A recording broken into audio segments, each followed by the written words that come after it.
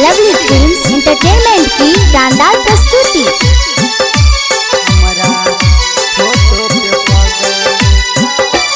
हमारा मरला के बाद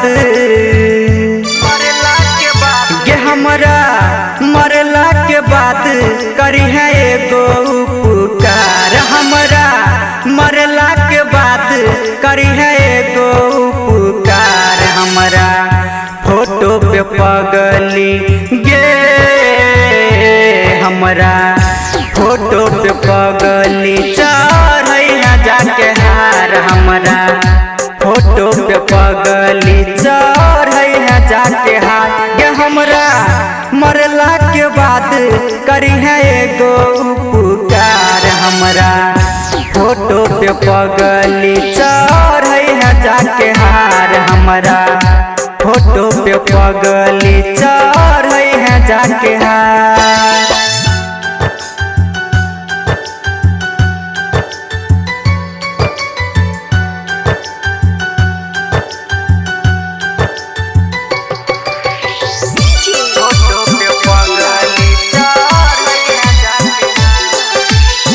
लिखने नहीं विधाता रहे हमरा कपार में।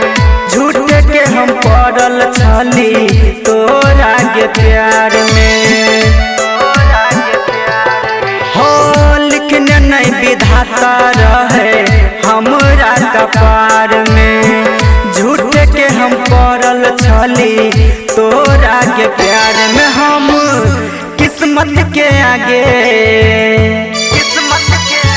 हम किस्मत के आगे अब गेलौं गे हार। हमर फोटो पे पगली चढ़ै है जाके हार। हमारा फोटो पे पगली चढ़ै है जाके हार।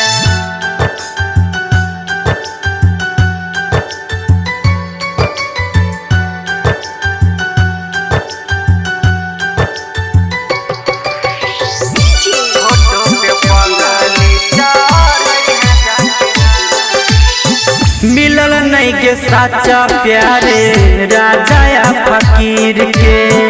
तोहर नहीं छो दोस्त पगली छै गे तकदीर के। हाँ मिलल नहीं के साचा प्यारे राजा या फकीर के।